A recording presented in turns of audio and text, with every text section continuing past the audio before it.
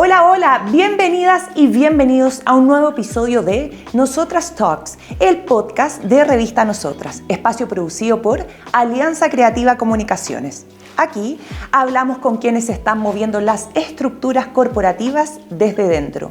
Si tú estás liderando una empresa, tomando decisiones en una organización o soñando con cambiar tu industria, este episodio es para ti. Hoy vamos a cruzar dos conceptos que ya no pueden ir separados: sostenibilidad y equidad de género.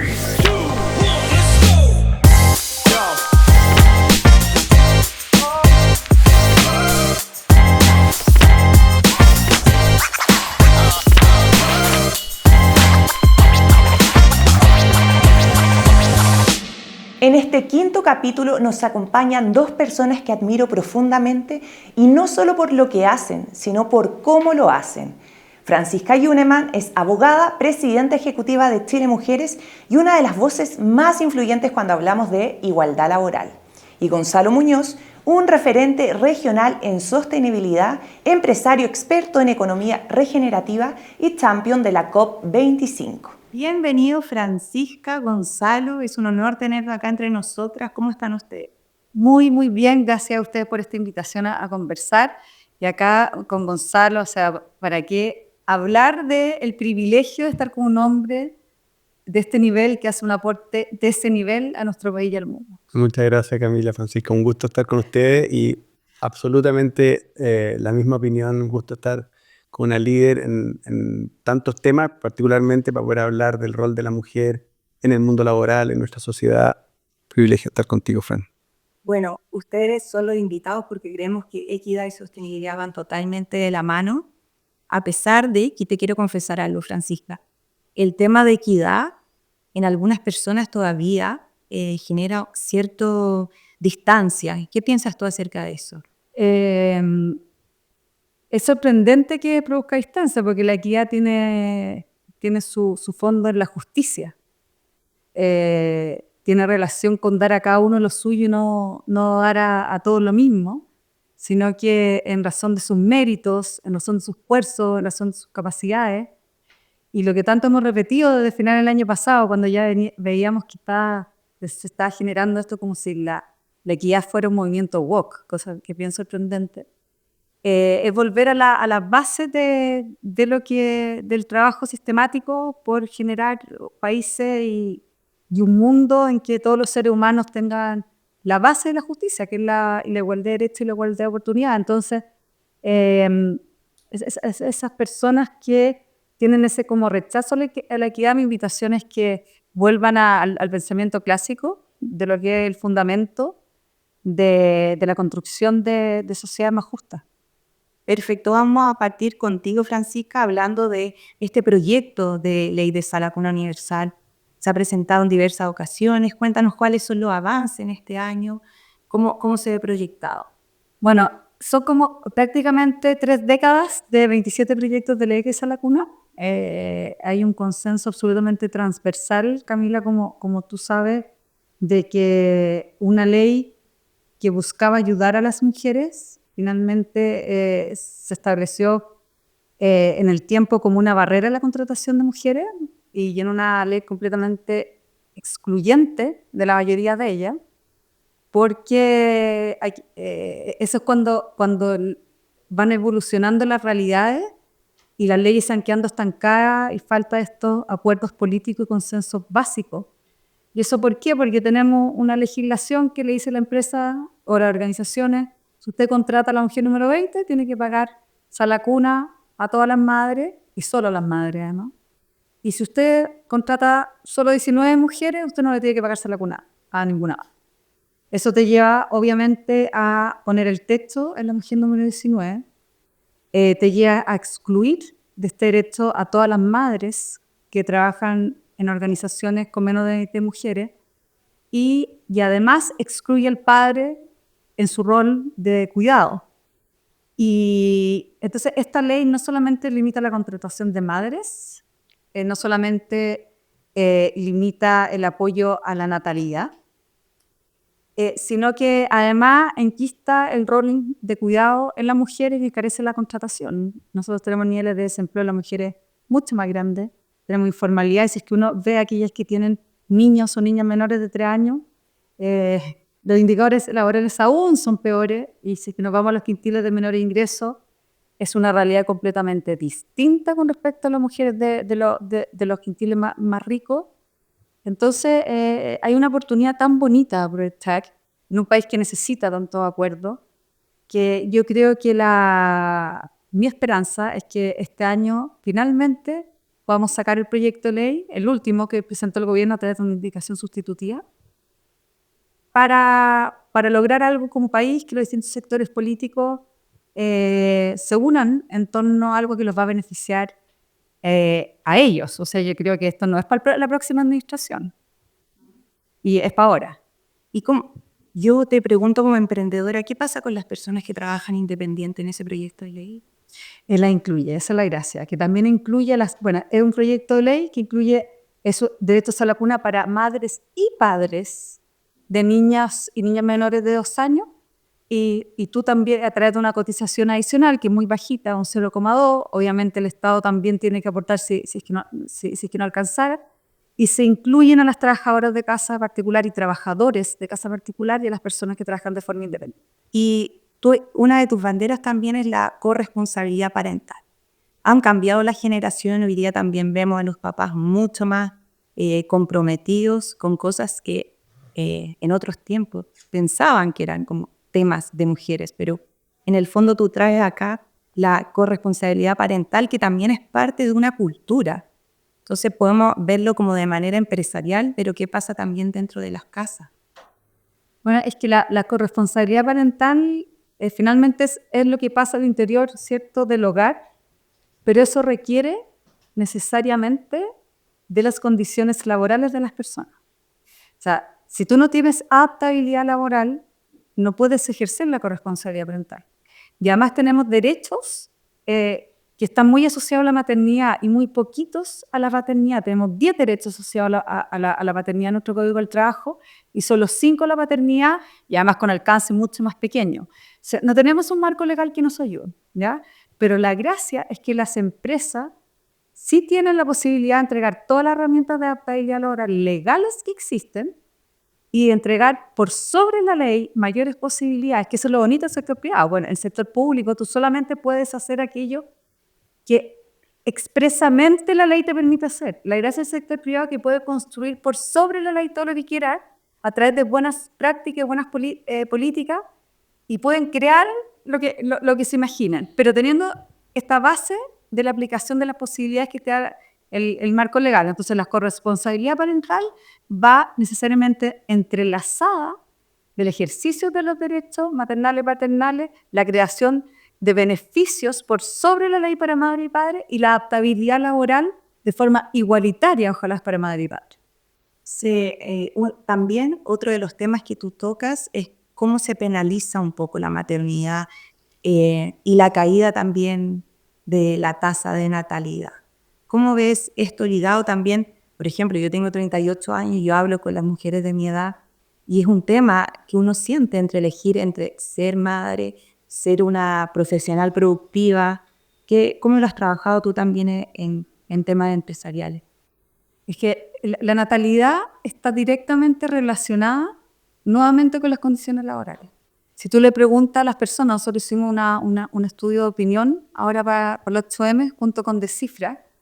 Si tú le preguntas a la mujer y hombre si es que han renunciado a tener hijos por su desarrollo profesional, el 20% de las mujeres te dice que sí, a no tener hijos. Los hombres te dicen un 13%. Pero a las mujeres, si tú le dices, usted ha sido tener menos de lo que le hubiese gustado tener, ya te sube a casi la mitad de la mujer, el 48% de la mujer. Entonces, la razón es el desarrollo profesional. ¿Y por qué? Porque las mujeres necesitan autonomía económica como la puerta a su libertad y su dignidad. Y la mujer ya no va a transar su libertad y su dignidad. Entonces, la única solución que tiene poder revertir esto que nos está pasando, que es una tragedia. O sea, no estamos dimensionando Yo creo, este es el tema país, o sea, los niveles de las tasas de natalidad, de fecundidad que estamos teniendo, la natalidad como tema es el tema país. Y ahí tenemos que generar, Camila, conciencia y la responsabilidad de las empresas y las organizaciones en esto, porque la razón es laboral, es netamente laboral, y la mujer ya no va a dejar de trabajar. Entonces, ¿qué hacemos? ¿Cuáles son las soluciones? Sistemas de cuidado, comenzando por Sala Cuna. Me parece que las personas lo tienen tan claro. Esto es interesante. Nosotros le preguntamos, en este mismo estudio de opinión, porque todo lo que es estadística, realidad, reporte de indicadores de género, Zoom de género mensual, anual, que hacemos, que el informe laboral, el informe que nosotros así visibilizamos la realidad a través de estadística, procesamos estadísticas del INE, de todo. Pero eso tú lo tienes que siempre llevar de la mano con la percepción de las personas, ¿ya? Entonces, cada vez los estudios de opinión y de percepción para nosotros está siendo cada vez más necesario, porque nos corrobora todo lo que la realidad te muestra. Entonces, esas percepciones son súper importantes también para las políticas públicas. Me suele hacer una pregunta, dijimos, ¿usted considera que el gobierno debiese priorizar, imagínate, priorizar como política pública una nueva ley de Sala Cuna como apoyo al empleo formal de las mujeres y a la natalidad? Y sobre el 90% de las mujeres y hombres contestaron que sí. Y ahí, Francisca, me imagino que hay gente que calcula inmediatamente cuál es el costo que tendría esto en el PIB, si es que hay que incrementar ese costo para las empresas y para el sistema en general, pero también sabemos que la inclusión de las mujeres facilita el crecimiento y el desarrollo. ¿Cómo se mueven esas dos cifras? O sea, es que es lo mismo. O sea, yo creo que a mí me sorprende que cuando se habla de crecimiento económico, que lo necesitamos, por supuesto, porque necesitamos crecimiento económico, es bienestar para las personas, es política social, necesitamos cierto impuesto para poder tener salud, para poder tener educación. A mí no me sorprende que esté en el centro el empleo de las mujeres. Nosotros, la gran oportunidad que tenemos para crecer como país es en disminuir la brecha laboral entre hombres y mujeres. Hay países que no pueden crecer por esa vía porque ya lo tienen solucionado ese problema, tienen que buscar otra herramienta. Entonces, ¿y eso cómo tú lo haces? Primero, reformando las leyes que encarecen y por lo tanto ese sentido a la contratación de mujeres. ¿Cuál es la principal? Sala Cuna. Todos los caminos llevan a Sala Cuna. O sea, nosotros, el PIB, Gonzalo, cuando dice hoy que tenemos que aumentar el PIB, está ahí. O sea, el impacto que tiene que más mujeres ingresen al mercado laboral formal, está todo en la formalidad.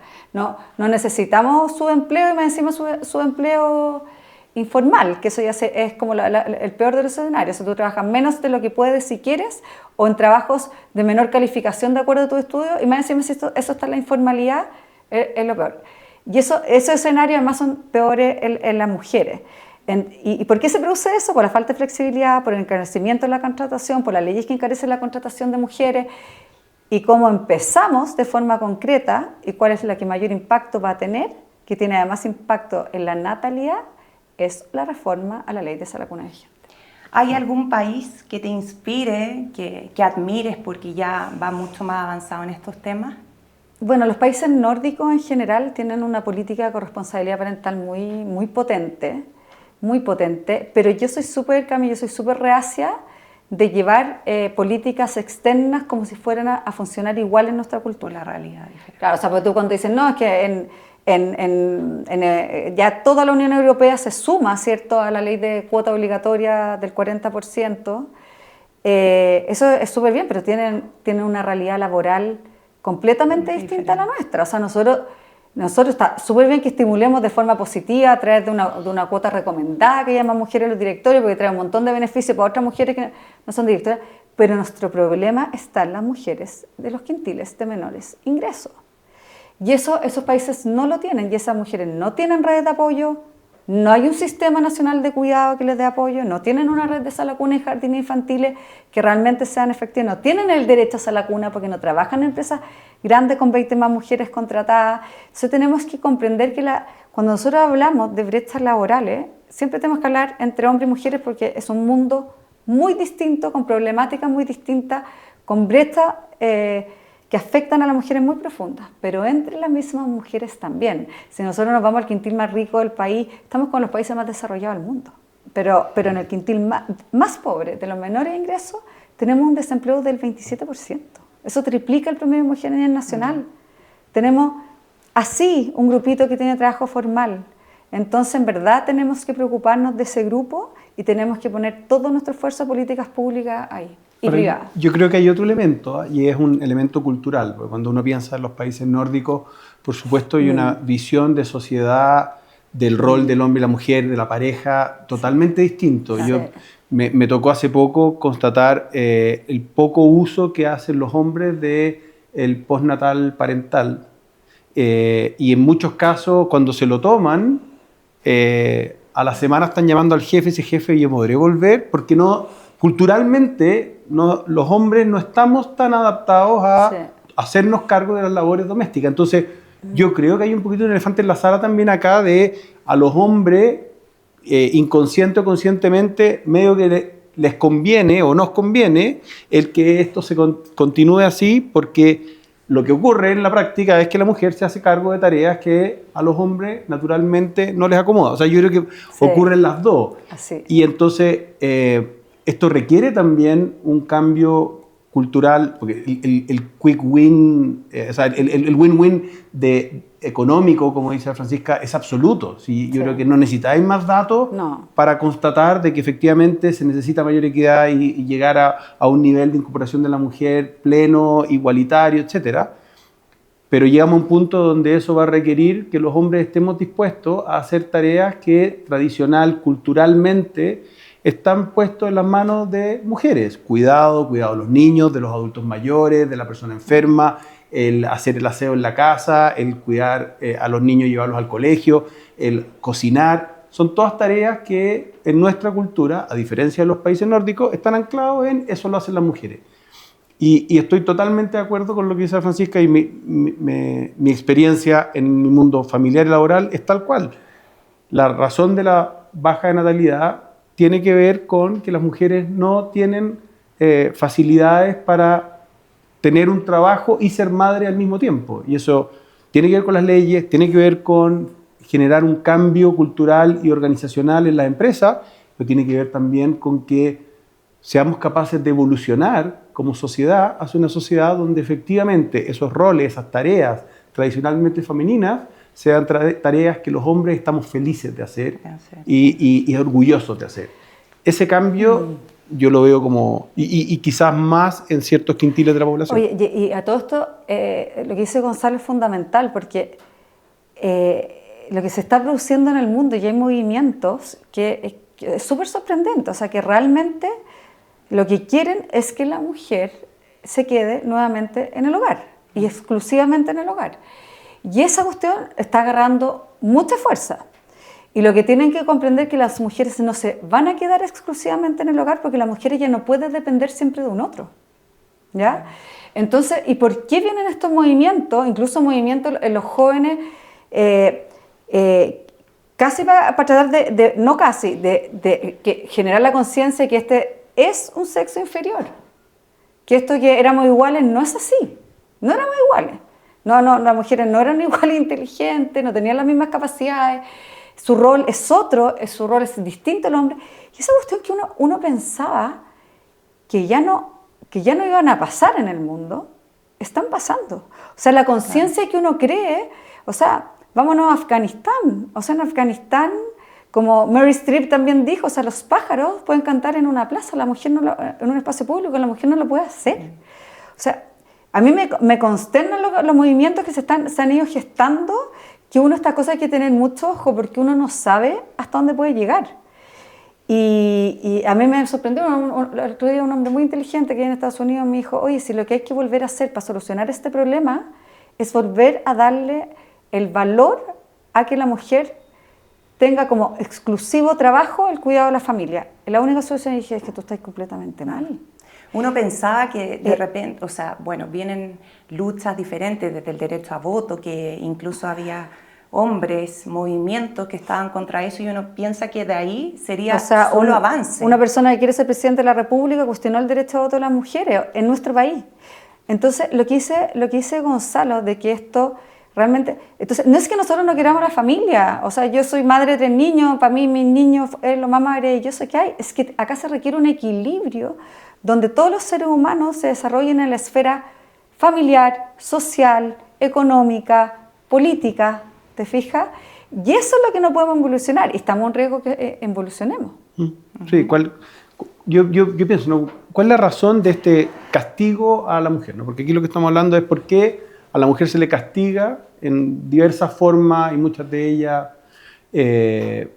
no directa y clara, sino que, como dice la Fran, a través de asumir que no es apta para ciertos roles o que su deber es hacer ciertas cosas que los hombres no quieren hacer. Es bien loco, ¿no? ¿Quién se beneficia de esto? ¿Me cachai? O sea, ¿por qué hay ciertos grupos de la población, que diría fundamentalmente hombres, pero no tanto? También hay mujeres que sostienen esta figura. Sí, ¿Por qué? ¿Qué es lo que ocurre ahí que habría que trabajar en esas personas? ¿A qué le tienen miedo? Porque, de nuevo, este es un win-win. O sea, es obvio que a todos nos debiera convenir que haya más mujeres participando del mundo laboral con igualdad de condiciones, que eso facilite que esas mujeres, cuando tenga el momento de ser madre, quiera ser madre, lo pueda hacer, y eso no interrumpa su desarrollo profesional y el desarrollo de esa familia. Necesitamos más mujeres en cargos de liderazgo. Sabemos que eso es beneficioso para la sociedad. Las sociedades modernas que tienen mujeres en cargos de liderazgo se desempeñan mejor, mujeres en el directorio mejoran hasta 25% los resultados de la compañía. Es absurdo que no hagamos eso. ¿A qué le tienen miedo y por qué? Y tratar de llegar a esa raíz de, hijo, despeínate un poco y entiende que hoy en día sostener esta tensión genera un daño brutal para las personas, para la sociedad, para las familias, pero también para las organizaciones. ¿Sabes lo que pasa, Gonzalo? Que ahí está el tema de la pérdida de poder. Hay un grupo que está perdiendo poder, porque el poder se está equilibrando de mejor manera. Y esa pérdida de poder y la incomodidad que significa hacerte cargo de roles que no están valorados por la sociedad, que no están remunerados. El hombre no se quiere hacer cargo. Entonces, todas estas tendencias, estos movimientos que están saliendo obviamente a la luz, pero que son mucho más subterráneos y mucho más potentes de la conciencia que estamos teniendo, es porque uno, a los seres humanos no les gusta perder el poder, y hay un grupo que se siente muy vulnerable frente a la pérdida de poder, y otro, porque el sistema les funcionaba. Si en el fondo nosotros tenemos esto lo que siempre, yo lo repito mucho, que es que lo que Simone de Beauvoir te habla de esta fisonomía masculina, es decir, que en verdad toda la empresa, el sistema político, el sistema educacional, las organizaciones se crearon por hombres para hombres. Y ahí donde hay gente que le produce una sensación de terremoto, es que esta cuestión se tiene que parar. Sí. ¿Te fijas? Pero no va por ahí la cosa. Y hablando de resistencia, hablemos también de la economía regenerativa.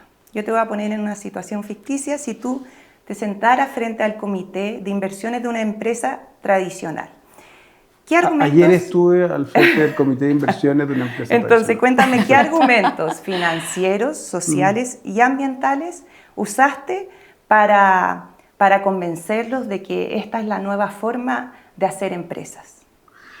A ver, yo creo que, y juntando el tema que estábamos conversando recién sobre estos paradigmas que se están rompiendo y cómo de alguna manera como sociedad estamos llegando a golpearnos contra muros que son inevitables, digamos. Los problemas medioambientales que estamos enfrentando como sociedad no tienen nada de ideológicos. Y yo medio que obviamente me da mucha rabia, mucha pena y mucha frustración, pero al mismo tiempo me da un poco de risa de el presidente de Estados Unidos firmando órdenes ejecutivas como pretendiendo que una orden ejecutiva va a dejar de existir la ley de la termodinámica o la ley de la gravedad. Al sistema le da lo mismo quien esté sentado en la Casa Blanca. En la medida que se sigan acumulando gases de efecto invernadero en la atmósfera va a seguir descontrolándose y vamos a tener más y más crisis ambientales por esa vía y por otras tantas. Entonces, primero reconocer facts, realidad, digamos. No existe la ciencia falsa, existe la noticia falsa, pero no existe la ciencia falsa. Y en ese sentido estamos como especie, los seres humanos somos una especie, aunque no se nos olvide, digamos, somos una especie animal que está sometido a ciertas limitaciones Si te da tu temperatura corporal sube más de 37 grados, te sientes que te quieres morir, ¿no es cierto? Y si te golpeas muy fuerte un brazo, se va a quebrar. Hay ciertos límites que tienen todas las especies vivas en este entorno único llamado planeta, y por lo tanto, lo mínimo que se requiere es reconocer eso. Cuando me encuentro con alguien que lo pone en duda, y fundamentalmente el sector empresarial, le digo, mira, lleguemos a un acuerdo. ¿Se te ocurre una entidad más orientada al resultado y más rigurosa en el sentido que las entidades, las aseguradoras? Las aseguradoras están orientadas a la máxima eficiencia y lo hacen con unos cálculos sumamente precisos. Hoy en día no hay aseguradora que no tenga un tremendo equipo que está analizando riesgos climáticos. O sea, no lo hacen por ideología, lo hacen porque eso es real. Cuando tú ya tienes a la aseguradora trabajando para medir todos los riesgos climáticos reales, tanto físicos como de transición, que están ocurriendo en aquellos infraestructura o entidades que ellos financian, entonces ya no es un tema ideológico. Entonces usemos el argumento financiero para desmitificar si el cambio climático es o no es.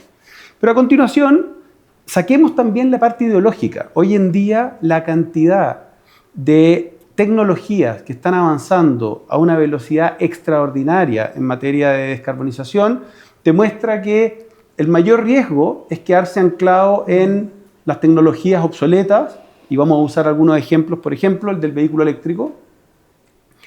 A mí me tocó en los últimos 10 años y un poco más estar trabajando con lo que llamamos y lo que lanzamos en su momento el fin del motor de combustión interna, para disminuir radicalmente el consumo de combustibles fósiles, en el entendido que los combustibles fósiles los quemamos, se van a la atmósfera, generan estos problemas y contribuyen a muchos más, entre ellos enfermedades respiratorias, etc. Lo que teníamos que hacer es matar la máquina que más consume combustibles fósiles, y ese es el motor de combustión interna. 55% de los combustibles fósiles en el mundo se usan en motores de combustión interna, fundamentalmente vehículos. Entonces lo que hicimos fue crear una campaña para romper eso por distintas vías. Políticas públicas, por supuesto, tecnología, ayudar a que se acelere, en este caso, el motor eléctrico, pero al mismo tiempo conversar con todas aquellas marcas que dominan ese mercado o dominaban ese mercado. En 2018, la gran mayoría de las marcas que vendían vehículos en el mundo eran todas las más conocidas, europeas y estadounidenses. Todas ellas, y te lo digo porque me tocó estar sentado en sus comités de innovación y de inversión, se negaron a aceptar que podía existir la posibilidad de que su sector tuviese una disrupción producto de este nuevo motor que ellos conocían perfectamente. De hecho, algunos de ellos ya tenían motores híbridos, habían desarrollado vehículos eléctricos, y sin embargo, desde el 2007 habían aparecido al menos dos empresas que empezaron a generar esta disrupción: Tesla y BYD. Tesla con un foco fuerte en el auto eléctrico, BYD viniendo del mundo de las baterías. En 2017-18, la cantidad de directorios a los cuales yo fui con este relato y se rieron en mi cara, no te podías imaginar. Hoy en día, si tú miras no solo lo que está pasando con BYD como la principal fabricante de autos eléctricos en el mundo, como superó a Tesla, si tú miras la lista de las 15 mayores fabricantes de autos eléctricos en el mundo, te vas a encontrar con Xiaomi, Huawei, empresas de teléfonos celulares, y te vas a encontrar con un sinnúmero de marcas que son impronunciables para nosotros que hablamos en inglés o en castellano, ¿no? Porque están en siglas asiáticas. El año 2020, China lanzó su plan quinquenal en que dijo al 2035 vamos a vender igual cantidad de motores eléctricos que motores de combustión interna. El 2020 dijo eso. En ese momento China vendía un 7% de autos eléctricos. El año pasado, el 2024, ya se superó esa meta. Ya China empezó a vender más del 50% de autos eléctricos respecto de motores de combustión interna. Eso te habla de dos cosas. Uno, cómo el gigante asiático tomó la oportunidad que le dejó Estados Unidos y la torpeza de Europa de no haber entendido eso, pero además cómo ellos no están decidiendo eso necesariamente por una agenda medioambiental. La agenda de China es primero una agenda de competitividad, de mayor eficiencia y geopolíticamente ganar espacio por productos tan claves como las tierras raras, el cobre, el litio, etc., ¿no? Posicionarse geopolíticamente y mucho también de descontaminar el aire. Si tú fuiste a Beijing en los últimos 15 años, hace 15 años era una ciudad donde no se podía respirar. Hoy en día es una ciudad donde se respira maravillosamente bien. Entonces, ese es un ejemplo, y me puedo ir a energías renovables, me puedo ir a tecnologías de la construcción, me puedo ir a la industria textil, me puedo ir en cualquier hoy en día en casi cualquier sector de la humanidad, de la economía del mundo, tú encuentras ejemplos de cómo ciertas tecnologías están avanzando porque hacen sentido, porque son más eficientes, porque son más limpias, porque son más rentables, y nada de eso, en su gran mayoría, tiene que ver con ideología, tiene que ver con eficiencia. Oye, ¿yo puedo complementar algo? Pero por favor. A mí este caso de China es demasiado interesante lo que tú estás diciendo, porque imagínate el ahorro en salud pública por las menos enfermedades respiratorias por un aire más limpio.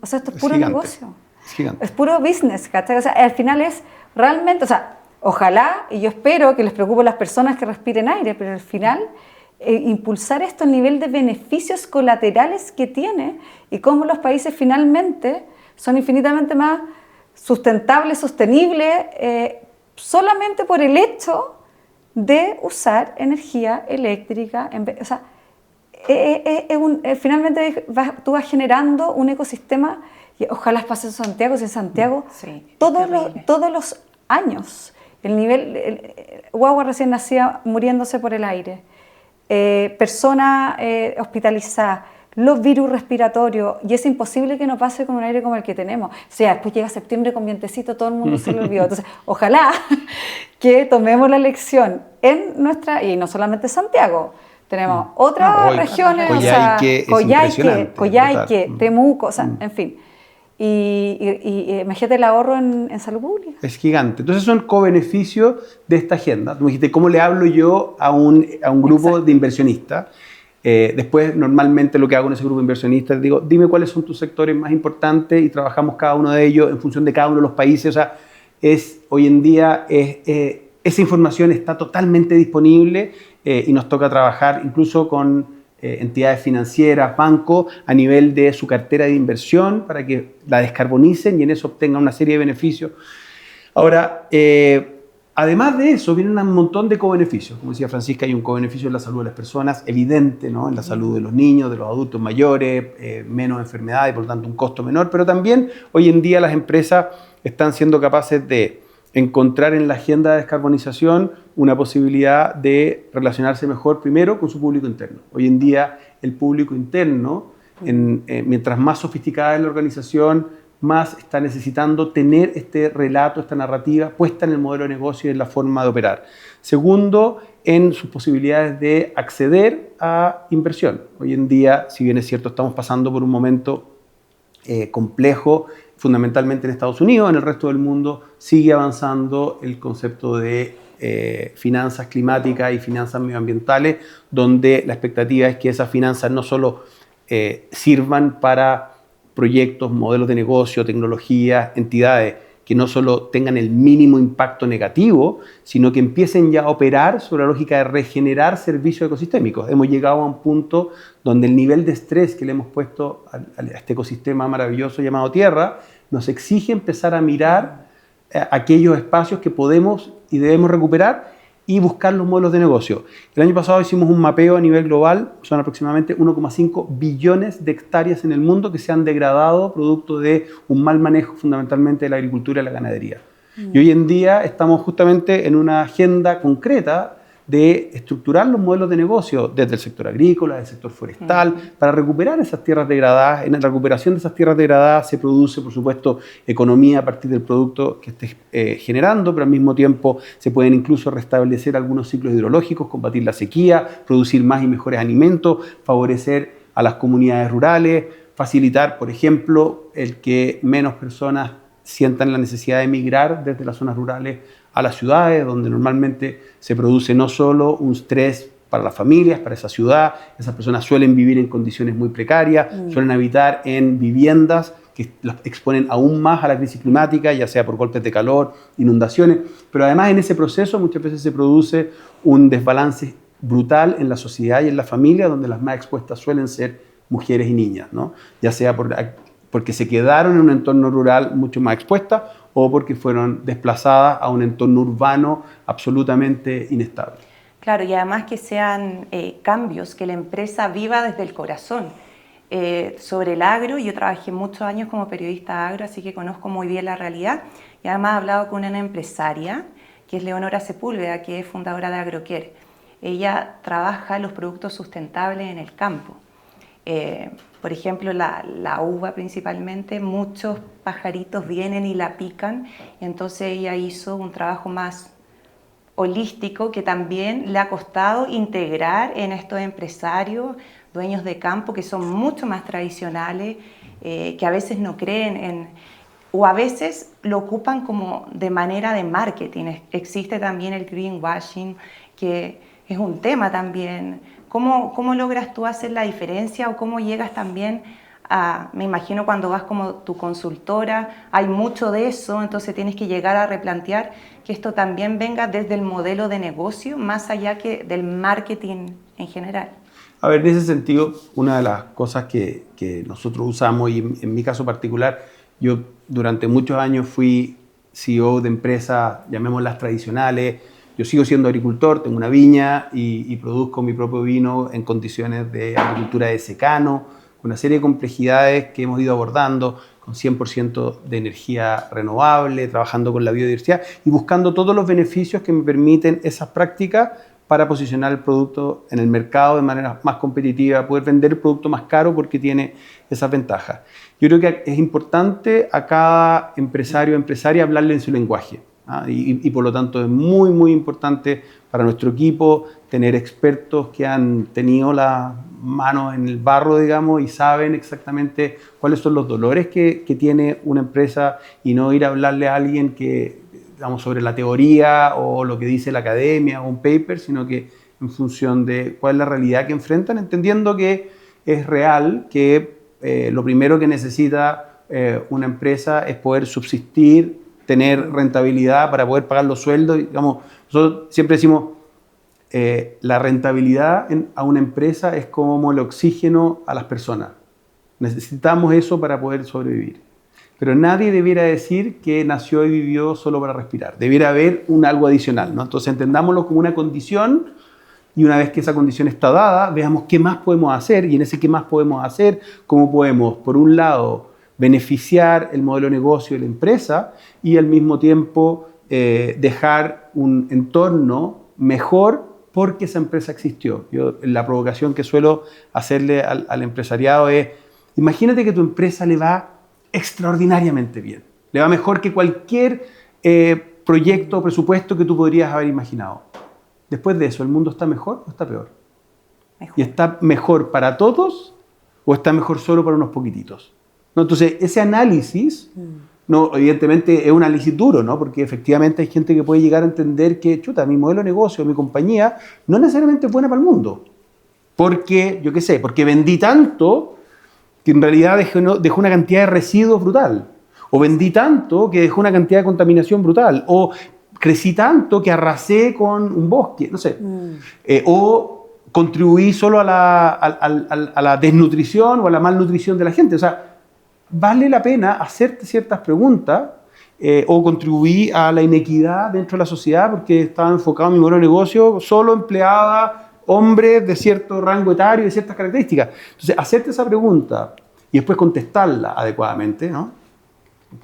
Implica hacer un análisis profundo de la organización en todas sus diferentes dimensiones de impacto, análisis de materialidad en vínculo con el negocio y después estar disponible a contestar esas preguntas con acción concreta. Entonces tú llegas y le dices, no se necesita más presupuesto, sino una nueva mirada. No, hay que agregarle al presupuesto, y esto lo estamos haciendo con muchas empresas, lo que se llaman precios sombra. Porque yo me puedo basar en mi contabilidad en función de, obviamente, lo que me piden las normas IFRS, ¿no? Que están incorporando ya carbono, agua, en fin, algunos impactos, género. Pero yo puedo tener también precios sombra. ¿Cuánto cuesta para la sociedad el que una empresa emita una cierta cantidad de toneladas de CO2? ¿O cuánto cuesta el que tenga un desbalance absoluto en el género en su empresa o que las mujeres ganen X% menos que los hombres? Eso se puede valorizar. Y en el momento en que tú lo valorizas, bueno, todo tu análisis de éxito y, por supuesto, tu análisis de proyectos cambia.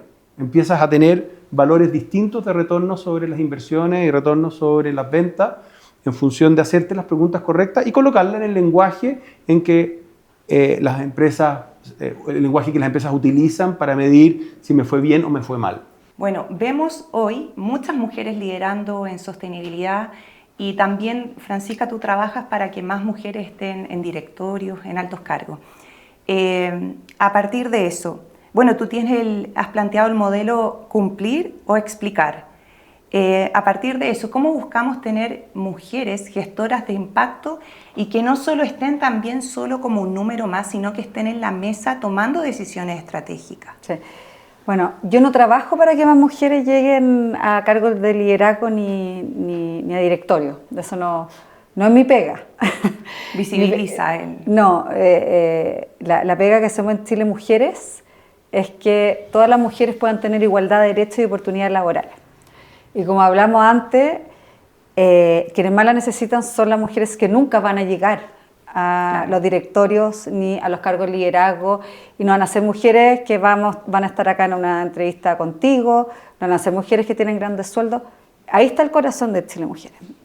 Pero ¿por qué también nos preocupamos de las mujeres líderes?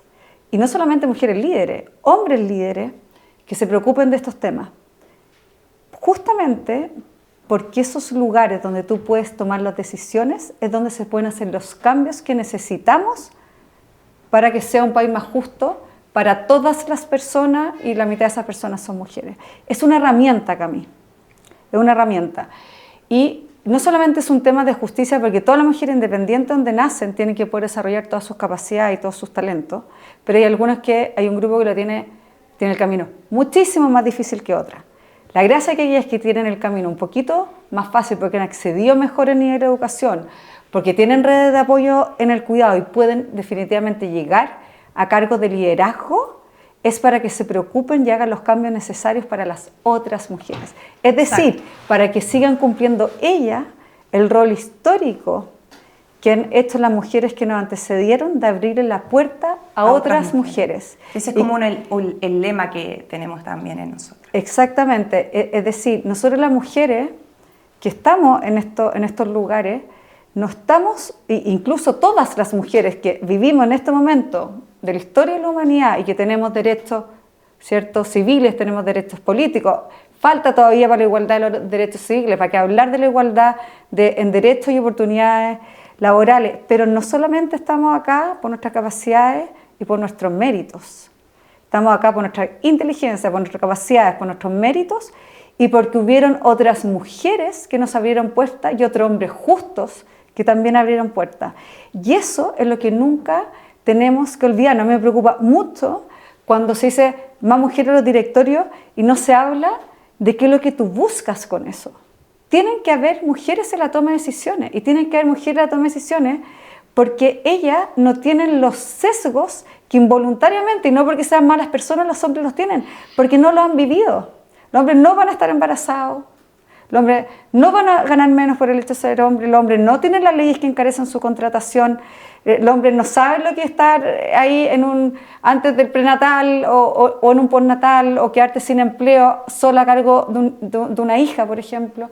Entonces, ellos no tienen cómo llevar esa visión, ellos no tienen cómo llevar esa visión del cambio de las condiciones laborales porque ellos no lo han sufrido y por lo tanto necesitamos tener toda esta experiencia que cambie los lugares de trabajo a mejores lugares de trabajo. Y lo que dice Gonzalo es tan bonito escucharlo, porque al final son trabajos complementarios que hacemos que el rol precioso que tiene la empresa, el emprendimiento, o sea, ahí donde, insisto, está la creatividad, ahí donde no hay techo, o sea, el cielo es ilimitado, pero finalmente para hacer un mundo mejor.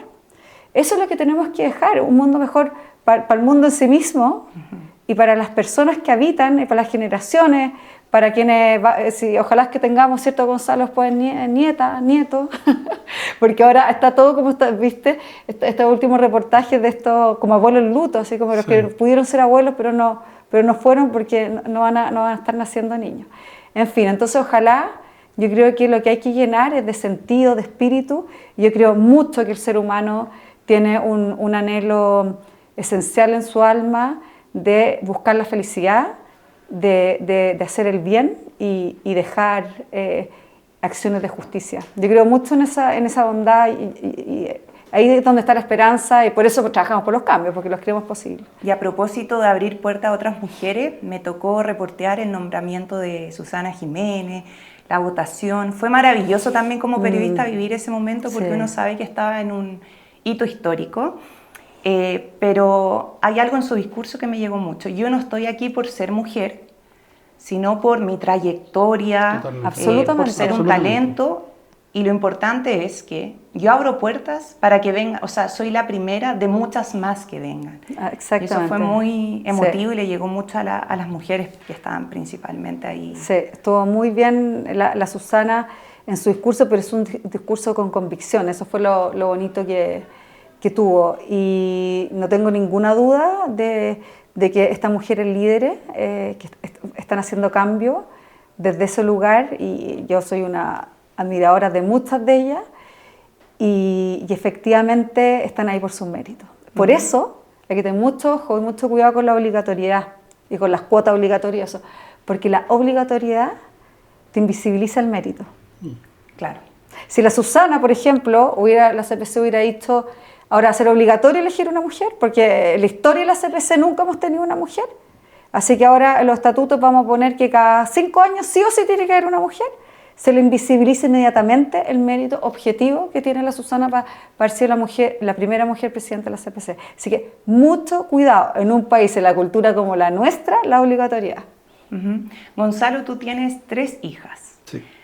¿Qué mundo quieres? Bueno, estás construyendo un mundo mejor, pero específicamente para tus niñas. ¿Qué mensaje les quieres dejar?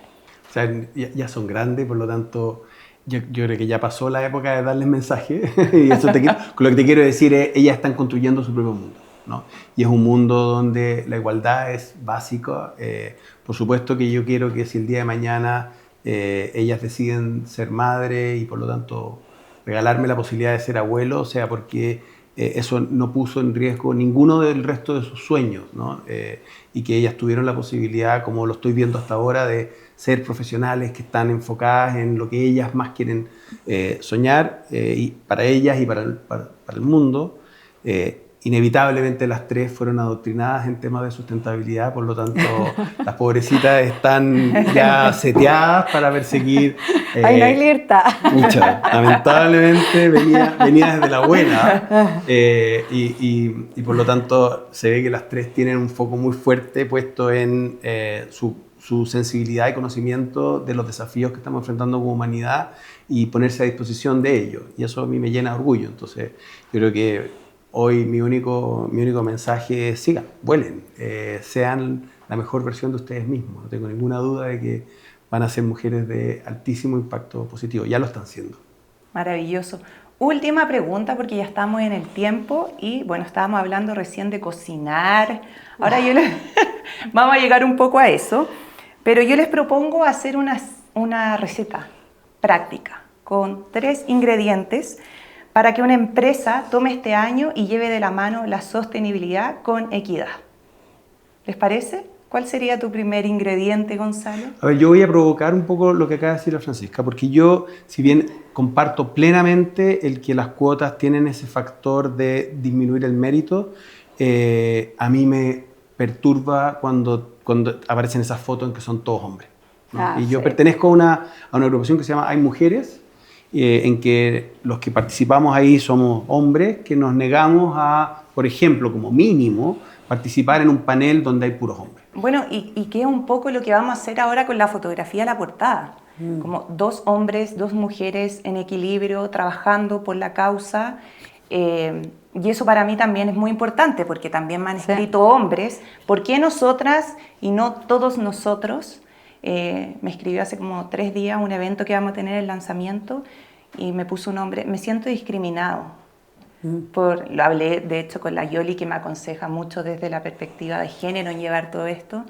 ¿Qué le respondo, Yoli? Oye, pero yo no me quiero ir a otro lugar para que vamos... Sí. ¿Quiere opinar? No, solamente súper cortito. Lo que dijo Gonzalo es clave. Una cosa es la obligatoriedad y otra es creer que las cosas pasan solo y que hay que esperar la evolución natural y cultural. No hay cambios naturales. Todo ha sido a través de acciones específicas intencionadas para que los cambios pasen. O sea, no hay que... Son cosas totalmente distintas. Y por eso, por ejemplo, a mujeres, todas las organizaciones de mujeres hacen un trabajo extraordinario. Y si tú me preguntas, si me dijeras una sola cosa de la clave de por qué Chile Mujeres le ha ido bien y ha tenido impacto, es porque tiene una estructura mixta integrada por hombres y mujeres.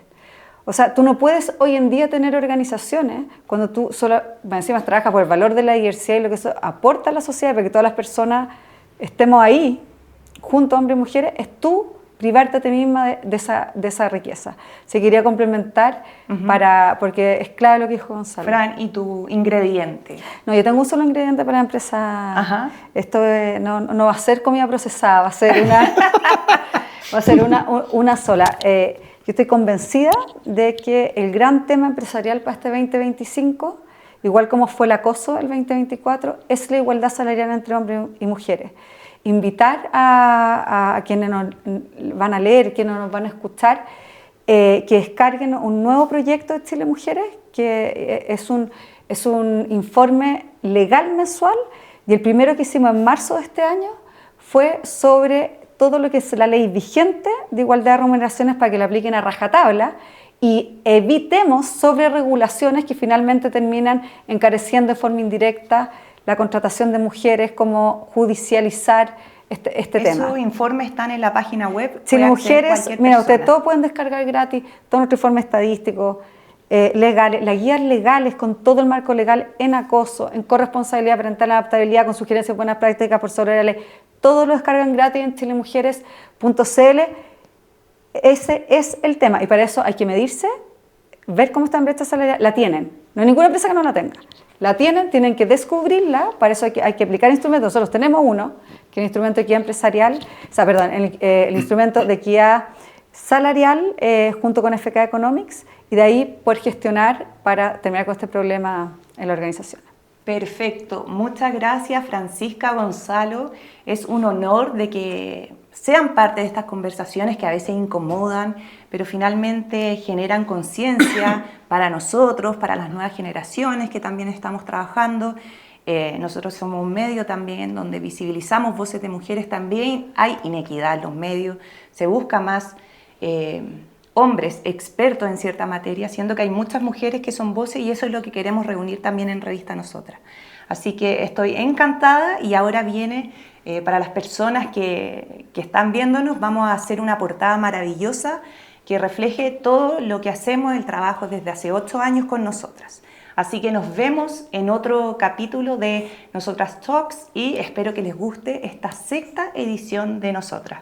Muchas gracias y nos vemos pronto. Este espacio es producido por Alianza Creativa Comunicaciones.